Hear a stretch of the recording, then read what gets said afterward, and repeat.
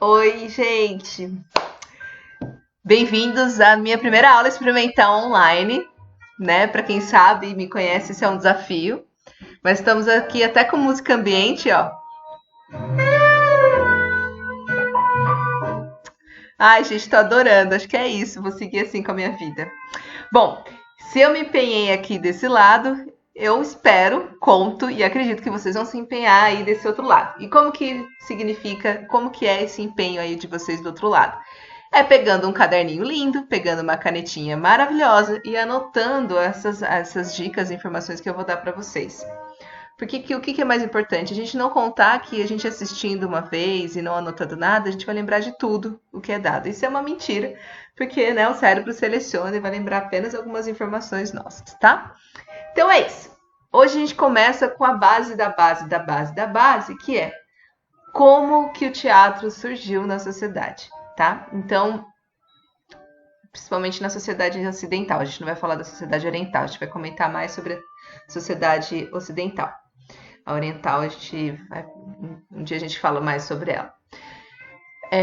Então a gente vai conversar um pouco sobre como o teatro surge. E a primeira base que a gente tem que entender é como que é essa ideia desse teatro primitivo. O que é esse teatro primitivo e como que o teatro surge na nossa civilização humana. E qual que é a importância e a relação dele com o ambiente, tá? Então, caderno tá aí, né? Caderno ok, caneta ok, fone de ouvido, atenção, preparação para vocês ok. Então, boa aula para vocês e boa aula para mim. Se eu der umas gaguejadas, porque eu esqueço palavra a torto e direito, se eu esquecer alguma palavra, se eu der uma gaguejada, não se preocupem, eu não vou editar, porque ainda é outro nível para mim editar. Então, confiem que eu devo dar umas gaguejadas, a gente segue como se fosse ao vivo, tá? Eu não vou esconder os erros, eu vou manter os erros assim como o teatro acontece. A gente, né, tem outro jeito de evidenciar os erros, tá bom? Então, vamos lá. Pra gente começar falando, vamos olhar um pouco essa imagem de fundo aqui, do teatro primitivo. Vamos ver um pouquinho aqui. A gente olha para esse ambiente que está acontecendo aqui no fundo. Então a gente vê primeiro essa pessoa aqui em pé, provavelmente com uma pele de animal no corpo dela, e uma aglomeração de pessoas, crianças, adultos, assistindo isso. Então, a gente lembra sempre do princípio de que para existir algo chamado teatro ou uma cena, existe alguém fazendo algo e alguém assistindo esse algo. Só que não é o fazer qualquer, nem é um assistir qualquer. Isso vocês vão perceber bem claro lá no final, quando vocês entenderem que existe um olhar atento para a coisa. Né? Então, nós, atores, somos responsáveis pelo que nós expressamos. E a plateia é responsável de sentir e absorver aquilo que é expressado pelo ator. Beleza? Então, a conexão, a relação que se dá é essa. Entre algo, alguém que expressa algo, para que esse algo, alguém sinta esse algo. Beleza? Então, provavelmente ele deve estar contando como foi a caça, o que os animais fizeram, qual que foi o processo, né? Pensando nessa ideia de reproduzir para quem está assistindo algo que aconteceu nesse passado, que é o que a gente chama de comunicação. Então, surgimento do teatro, que nós vamos falar hoje sobre essa questão. Então, a gente vai falar sobre o que eu acabei de comentar, que é a necessidade de comunicar. A gente vai falar um pouco sobre um conceito chamado de religare. A gente vai falar sobre a construção de rituais e ritos. E o teatro, qual é a relação que o teatro tem com esse rito e com esse culto. A gente vai falar um pouco da Grécia, falando do deus Dionísio. Os ditirambos, que eram as festas de Dionísio e a sua estrutura. O surgimento dos Tespes, que é que a gente reconhece como nosso primeiro ator no mundo. Falar da bibliografia e o que a gente vai fazer isso em toda a prática, depois desse final dessa aula, tá? Então, vamos lá. Tudo começa a comunicação. Então, como Mário Quintana já dizia, então ele diz: não me ajeito com os padres, os críticos e os canudinhos de refresco. Não há nada que substitua o sabor da comunicação direta. Então, o que ele quer dizer com isso? Que ele é contra canudinhos de plástico, que a gente tem que usar canudinhos de metal? Também, ótimo, olha, super vanguardista. Mas o que o Mário Quintana está dizendo? Que há a necessidade de uma comunicação direta. Necessidade de comunicar. de comunhar aquilo que se tem de desejo, vontade, necessidade com um outro. E para eu poder comunicar, eu preciso entender que há um outro. E a grande questão do nosso processo de civilização é quando eu percebo que eu sou um indivíduo e que existe um outro indivíduo, grupo, pessoa, animal, ser, entidade separado de mim. Que o fato dessa separação existir entre eu e o outro cria a necessidade de comunicar, que é esse espaço entre eu e o outro, tá? É muito legal essa imagem, nenhuma reparada. Tá legal, né? Tem uns desenhos aqui, tem uns desenhos aqui, mas eles são homens da caverna. E assim, é que aqui tá com filtro laranja, mas eles são brancos dos olhos azuis, com os cabelinhos tudo cortadinho, assim. E esse cara aqui é muito Papai Noel Neandertal, assim, sabe? Tipo, muito assim, loiro, da barba feita, toda arrumadinha. É meio bem eurocentrista essa imagem aqui, né? Tipo, eu não consigo imaginar essas crianças tão sem pelo, assim, em volta das cavernas conversando, sabe? Mas é isso, vamos continuar aqui. Mas essa imagem é ótima para representar esse lugar do contador da história, daquele que está comunicando, né? Então, falando disso, da questão da necessidade de comunicar, então a gente tem o eu e o outro. E aí, pensando na questão da comunicação que faz com que a gente entre no universo do teatro e do rito, e se esse outro for um trovão? E se esse outro for o sol? E se esse outro for a lua? Né? Então, o lugar da comunicação ela não se dá só entre os grupos, entre indivíduos, mas entre as forças da natureza. Né? Então, esse lugar da comunicação, eu quero que vocês tenham atento a isso, que não é a palavra em si. Não havia um lugar de comunicação que a gente olhava para o céu e falava assim, ô nuvem, faça chover. Não é assim tão concreto. Né? Ainda não existia essa linguagem tão bem estabelecida nessas civilizações. Né? Não é nem civilização ainda, nesses grupos de pessoas, nesses nômades. No início a gente está falando de um período anterior à civilização mesmo. Né? Então a gente encontra desenhos na parede como forma de comunicação. Algo que vocês vão estudar bem que chama pantomima, que é a execução corpórea, é uma imitação corpórea de algo externo. É quando a gente imita algo.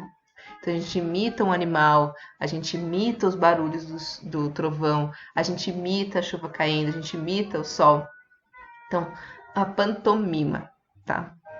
Então, o processo de comunicação com essas forças da natureza, elas acontecem muito pelas questões de que essas pessoas desse período, elas não entendiam as estações do ano. Elas não percebiam o porquê das mudanças climáticas, muito menos porque que se fazia um dia era de repente começava o dia um sol, de repente em um outro momento vinha a noite. Havia-se que se pedir para que a noite passasse, que o sol surgisse, ou como que eu comunico com esse céu, com tudo, com todas essas coisas para que os animais venham, para que eu possa caçá-los. Para quem que eu falo, com quem que eu comunico, para quem que eu peço para interceder ao meu favor ou para agradecer a chuva que veio, aquele animal que veio para eu caçar, aquela planta que eu descobri que eu poderia me curar, né? Então, uma vez que eu preciso me comunicar com algo que seja maior que eu, que esteja fora de mim, esse processo de comunicação com algo que é fora, maior e que provém coisas, que me dá sustento, que me dá alimentação, que me dá abrigo, que me dá proteção, eu chamo de religare. Que é do latim atar, ligar com firmeza. Então, quando a gente pensa em religar, né? Religare é o conceito básico que a gente chama de religião. Ligar-se com algo que é maior do que nós. Né? Pensa nisso. Essa frase, né? Ligar-se com algo que é maior do que nós. Esse é o conceito de religare. E o ele quer dizer que um dia já estivermos ligados e conectados. Senão seria só ligare. Né? Então é como se a gente tivesse essa necessidade de se conectar e comunicar com algo que é maior do que nós. né? Então, o princípio dos ritos e o princípio da relação humana com o teatro, com a religião, vem dessa necessidade de religar. E por que o teatro e a religião tem a ver com isso, com esse lugar de religar? Porque ele é feito através dos nossos queridos e rituais. Então, só para vocês verem aqui, eu vou dar um exemplo maravilhoso de religar. Né? É como se, de repente, a gente juntasse todos esses seres que eu represento como esses ratinhos, cantando Dorime, né? Então, essa ideia de todos juntinhos, fazendo uma roda e cantando, pedindo algo que é Dorime Amenô. Então, religar. Então, é o plano terreno com o divino através da comunicação. Então, mais uma vez lembrando, não é uma pessoa olhando lá para cima e falando assim: "Ô Deus do trovão, é possível chover?" Não é assim. Ou, "Ô sol, agradeço porque você veio. Muito obrigado, viu? Porque eu tava morrendo de frio, tava quase congelando dentro da minha caverna. Muito obrigado por você fazer parte desse momento que me esquentou." Não era assim. Então, por que se estabelece com ritos? Isso aqui não tem nada de rito, né? Os ritos, eles eram feitos através de cantos, de danças. Usavam-se máscaras que representavam os animais, representavam o sol, a lua, a chuva, sons, tambores, né? E não era só uma pessoa que fazia isso, eram várias. Então haviam rituais de todas as tribos para cultuar, para agradecer, para solicitar, né? E aí a gente fala desses lugares dos xamãs e dos transes, né? Daqueles líderes religiosos das tribos que entravam em transe nesse lugar dessa comunicação com algo maior. Então, pensando, comunicação com algo maior, mais um processo de ritos, de cantos, danças, máscaras, sons, casacos de pele, como se tivesse figurino e tudo mais o que possa usar. Tudo isso iam se criando esses espaços de apresentação, espaços de culto, de cultuação, onde existem pessoas que fazem e cultuam, e existem aquelas que assistem esse momento de cultuação, tá? De culto, na verdade. Então, esses rituais, eles sempre tinham um intuito de solicitar e de agradecer. Então, eles tinham as danças da fertilidade, usavam-se peles de animais, haviam-se a celebração da colheita, ritos de iniciação de jovens e de tanto de homens quanto de mulheres, né? Então, esses ritos, esses processos de dança, de agradecimento, até de dor e sofrimento, né? Os processos de quando morriam-se pessoas muito por doenças, né? Desses grupos, ou pela fome, ou pela falta e escassez de alimento. Tudo era feito de uma maneira ritualística, tudo era feito de uma maneira que cultuasse algo maior, como se eles entendessem que existisse esse algo que estivesse além dos poderes deles. E ao falar com esses poderes superiores, eles poderiam intervir e cuidar e curar o que fosse necessário curar, né? Então, isso aconteceu com todos os povos, né? Existem estudos que todos os povos pré-civilização, em sua maior ou menor escala, praticavam rituais e que tinham essas estruturas, que eram com danças, com uso de máscaras, músicas, e sempre celebrando esses processos, a partir do momento da compreensão desses processos, do início da compreensão dos processos da natureza, a celebração desses processos, né? Então, isso a gente encontra na Índia, a gente encontra no Brasil, a gente encontra nos Estados Unidos, a gente encontra na Europa, a gente vai encontrar isso em todos, na África, a gente vai encontrar isso em maiores ou menores, maior ou menor grau de evolução. Então, se de repente havia uma tribo que só usava tambores, você vai encontrar em outra tribo, em outro grupo que já usava máscaras, já usava pele, já tinha um rito com começo, meio e fim, pensando que nesses momentos, desses rituais, ainda não havia esse processo de começo, meio e fim. A coisa acontecia assim que a coisa se ia, né? De repente acontecia, porque já estava no processo de acontecer, mas não havia um processo de isso, depois disso, depois disso. A gente vai entender essa sequência mais pra frente, tá? Aqui a gente tem a relação que a Margot Berthold, que é a nossa referência principal dessa aula, ela vai falar da relação entre o xamã e o ator. Né? Então, pensando nessa ideia do que a gente entende como ator e o que a gente entende como xamã. Xamãs são líderes de tribos que através do canto, da dança, do uso de plantas e raízes para que alcance um estado de consciência maior, eles são mensageiros de um vislumbre maior para essas pessoas, né? Para as pessoas da tribo. Né? Então ela entende que o xamã e o ator, eles estão acima das leis que governam a vida cotidiana. Não é uma lei que a gente entende como não atravesse a rua no sinal verde. Seriam as leis que governam a vida que diz sentido sobre a comunicação com mortos, com o contato com algo que não se vê, mas se sente, com mensagens dos céus, mensagens da terra, mensagens que estão além da nossa capacidade humana. Apenas o xamã e o ator poderiam conseguir isso.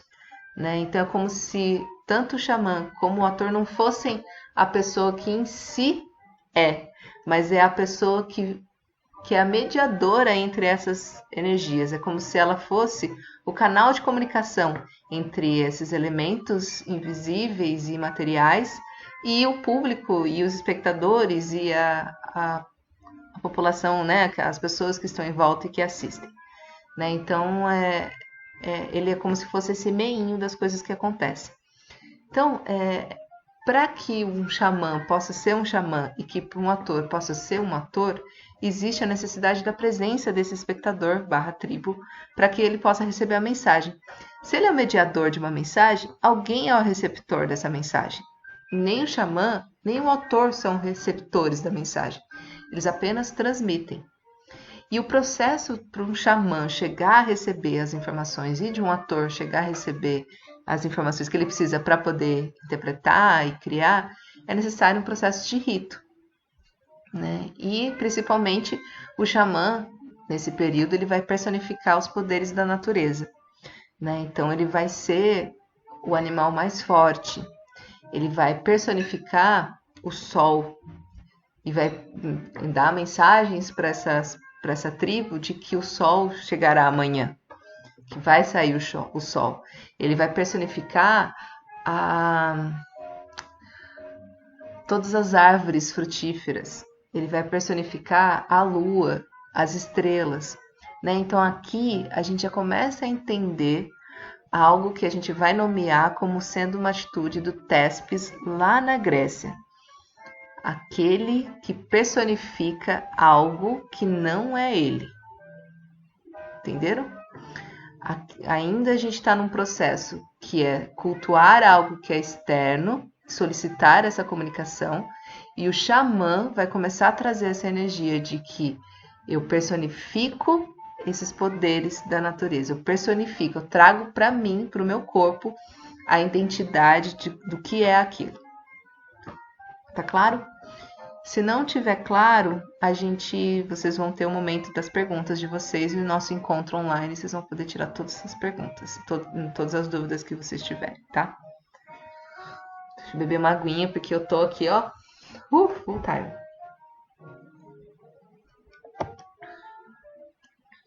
Muito bem. Então, como eu disse antes para vocês, o processo de rito ainda não tinha um começo, um meio e um fim. Percebam os ritos de vocês de cada dia, porque todo mundo tem rito. Vai dizer que não tem é mentira. Até a pessoa mais bagunceira do mundo, ela também é bem ritualística na sua bagunça. Prestem atenção, por exemplo, no acordar de vocês. Existe um rito. Tem gente que acorda todo serelepe e levanta da cama todo alegre e contente e vai escovar os seus dentes, fazer o seu xixi e tá de boa. Tem gente que precisa de muito mais tempo para esse lugar desse acordar.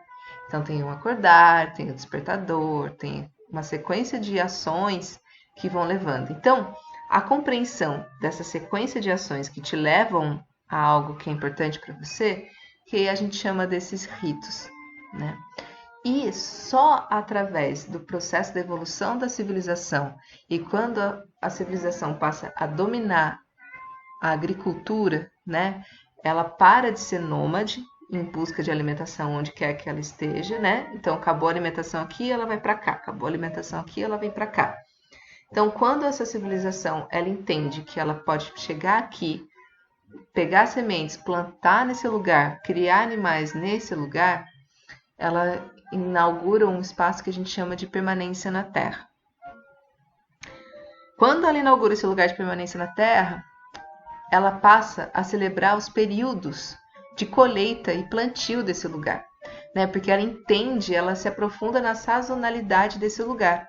Então, ela entende que daqui um mês vai ser uma coisa, daqui outro mês vai ser outra coisa, daqui tal mês vai ser uma coisa, que ela tem que se preparar e antecipar ações e se preparar e antecipar situações que dizem respeito a essa sazonalidade desse lugar, né? Então, uma vez que eu entendo a sazonalidade desse lugar e eu entendo e eu passo a celebrar a sazonalidade desse lugar, né, tanto a colheita quanto o plantio, eu começo a criar rituais repetitivos para isso. Então, eu começo a ter uma forma, porque vai ser sempre no mesmo mês, vai ser sempre no mesmo lugar, vão ter sempre as mesmas pessoas, vão ser sempre os mesmos cantos, sempre da mesma forma. Então, eu passo a repetir os ritos, repetir as coisas para agradecer o processo da colheita e para agradecer o processo de plantio, né?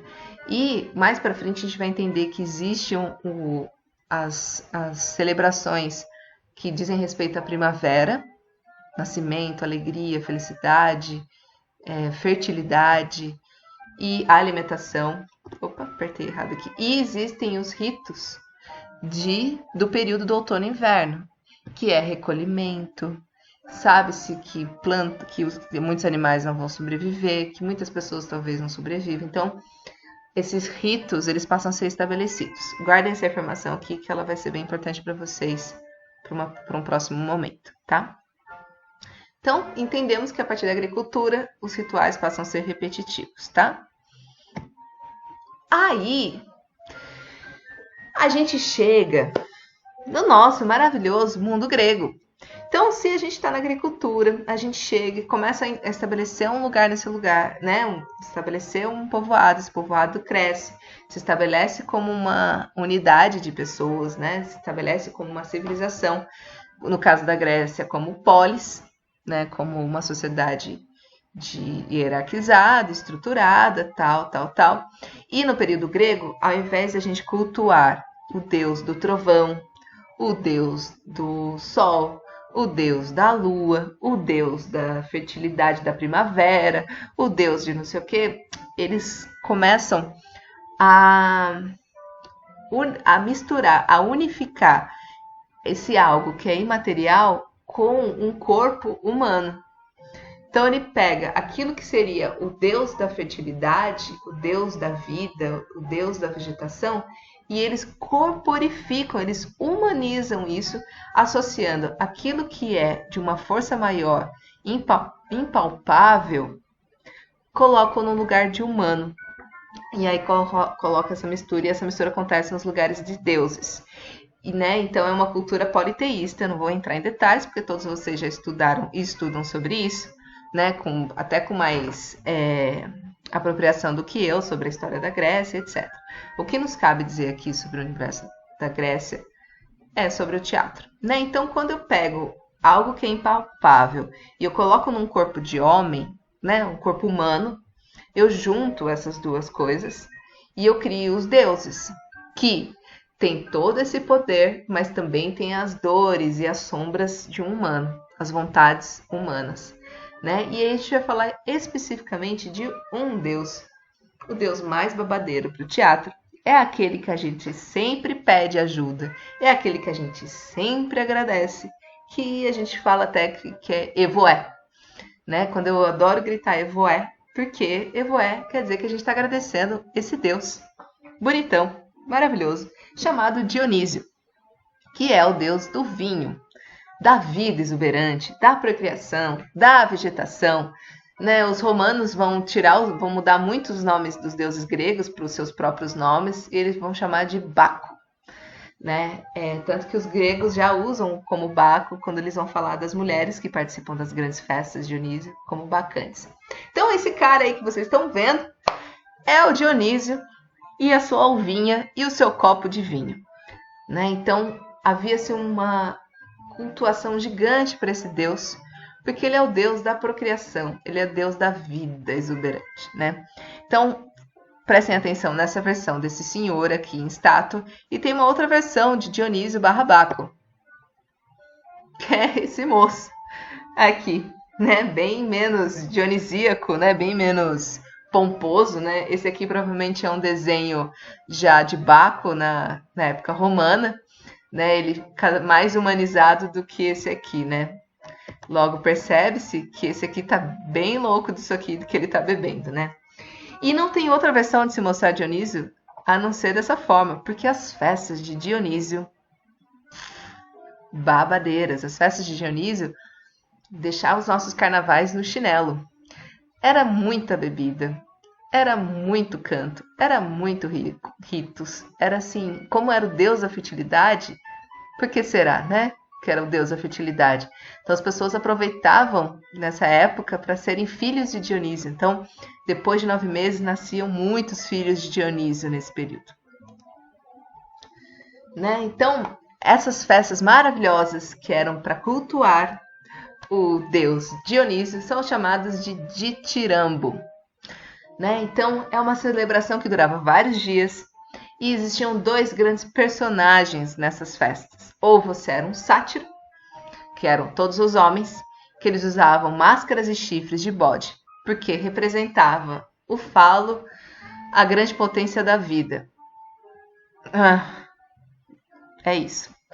E, né, bem assim, né, potência da vida. Bom, é bem interessante notar que os bodes nessa época, né, no lugar dos sátiros, eles eram vistos como potência, vida, né, eram vistos como algo positivo. A gente vai depois, no período romano e no período cristão, a gente vai entender esses bodes, essa coisa com chifres, como algo abominável, né? A gente vai entender isso até como a personificação do diabo. Né? Só que nesse período, os bodes com seus chifres e seus falos eram parte desse lugar desse lugar de sátiros, né? Porque eles representavam o descontrole carnal, a vida, a fertilidade, o sexo e etc. Né? Então essa coisa muito carnal. Acho que por isso que acaba caindo nesse universo um pouco pecador para os cristãos, né? As bacantes, elas entram como as mulheres que participavam da festa, as mulheres de Baco, né? As mulheres de Dionísio. Então, as bacantes entravam nesse lugar para se relacionar com esses sátiros. E a festa corria solta, né? Então, haviam ritos em coro que eles cantavam e celebravam para Dionísio. Então, bem atenção a isso. Eles cantavam e celebravam para Dionísio. Né? Então, eles estavam lá celebrando assim, ó, Dionísio, Dionísio, tudo de bom, dançando, cantando para. Né? E aí, para vocês darem uma olhadinha, como que era essa festa de ditirambo. Né? Então, pessoas com pouca roupa, as músicas aqui, né? A gente tem um anjinho aqui perdido no rolê. Então tem mais tambores, as pessoas muito loucas. Aqui, ó, esse moço aqui bem doidão, aqui sendo carregado, tomando todas aqui de vinho. Essa moça aqui largada, a gente tem vários memes possíveis nessa foto, né, de ditirambo. Essa moça aqui jogada, aqui sendo ajudado pela amiguinha. Esse moço aqui bem chateado aqui no canto. Acho que tem um cavalo aqui, acho que ele está representando um dos deuses aqui, do Minotauro. Temos aqui vários, ó, criança. Participava todo mundo. Tinha um anjinho aqui para dar uma aliviada na tensão. Então é isso. A gente tem essas festas de ditirambo. As festas de ditirambo. Eu não acredito que não apareceu.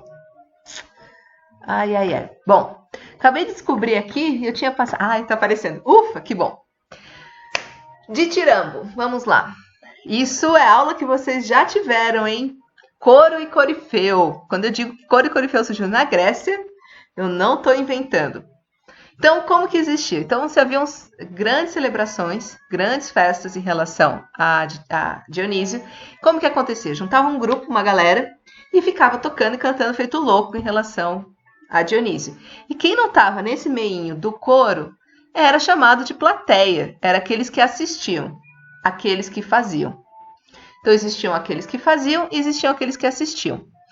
A evolução do coro, ela vem para cá, ó. Puf! De repente, esse grupo de pessoas, continua essa galerinha aqui, tá? Esse grupo de pessoas aqui, um deles se destaca. E ele é chamado de corifeu. E esse aqui que se destaca, ele fala e os outros repetem. Ele se movimenta e os outros repetem. Então, não é um diálogo ainda, é uma repetição. Aí esse daqui falou assim, não quero mais isso, vamos separar dessa banda. E ele vem para cá, ó.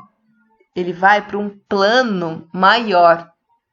Ele vai para algo em destaque. Imagina que essa festa tem uma galera. Imagina milhares de pessoas.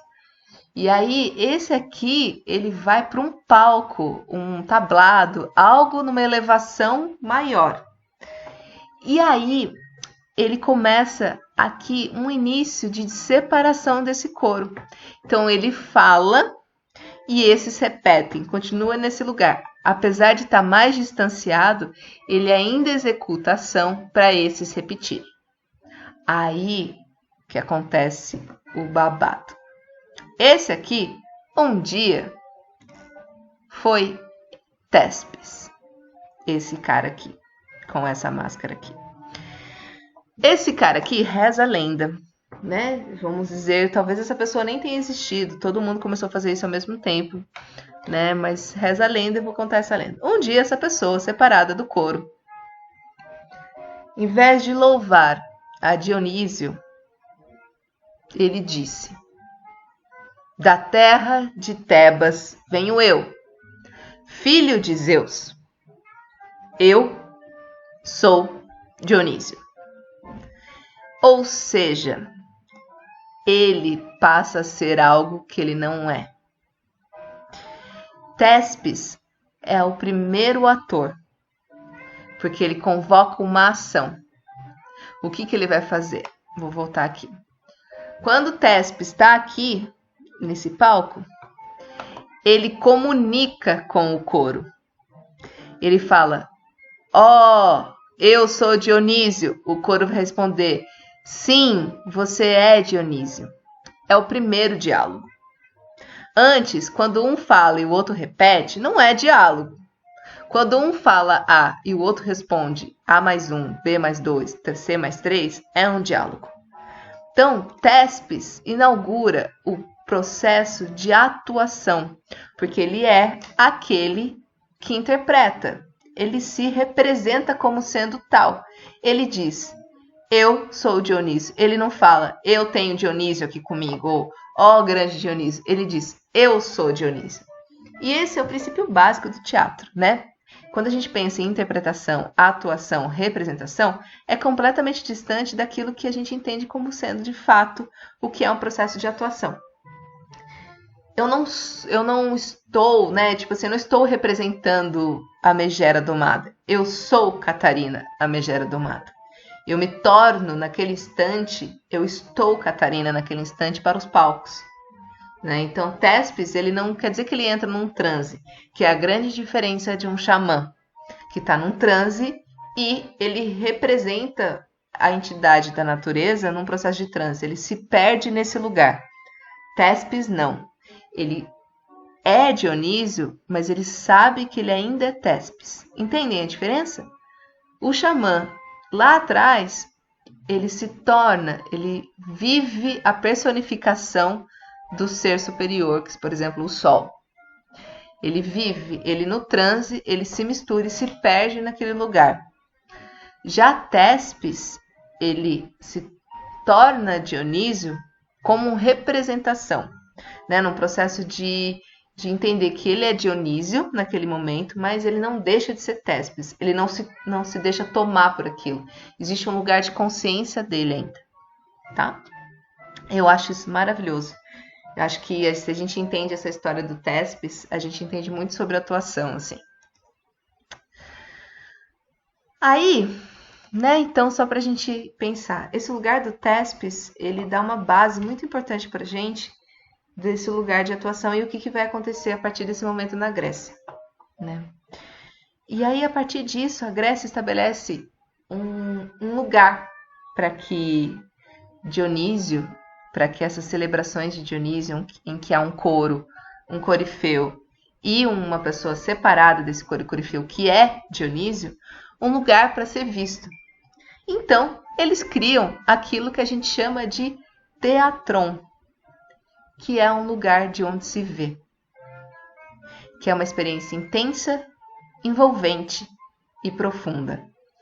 Então, o espectador, ele não está só vendo passivamente o que acontece no palco de um teatron.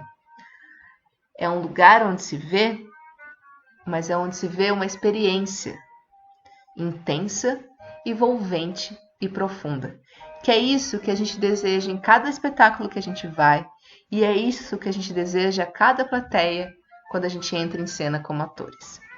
Então, quando as pessoas perguntarem o que é um teatro, o que é teatro, é um lugar onde se vê, mas se vê algo que causa uma experiência intensa, envolvente e profunda.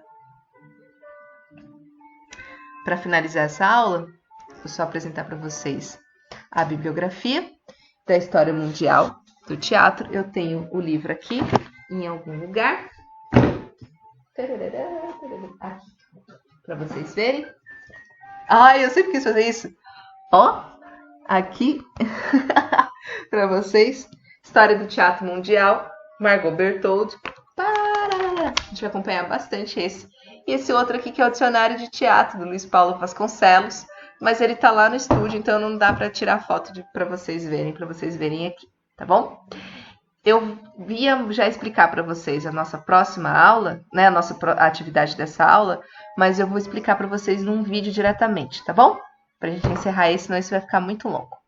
Então, queridos, é isso. A gente vai conversar sobre as dúvidas que vocês tiverem e os pormenores dessa aula nos nossos encontros pessoais. E no próximo vídeo, que vai estar aqui logo depois desse, vocês vão entender qual é a tarefa de vocês em relação a isso, tá bom? Em relação a essa aula de hoje. Dúvidas, comentários, sugestões, anotem e no dia da nossa aula presencial, falem. É muito importante esse feedback de vocês para saber o quanto funcionou e o que é necessário da gente evoluir aqui nessas aulas online, tá bom? É isso. Então, uma boa noite para vocês. Fiquem com Dionísio e até a próxima aula. Beijinhos!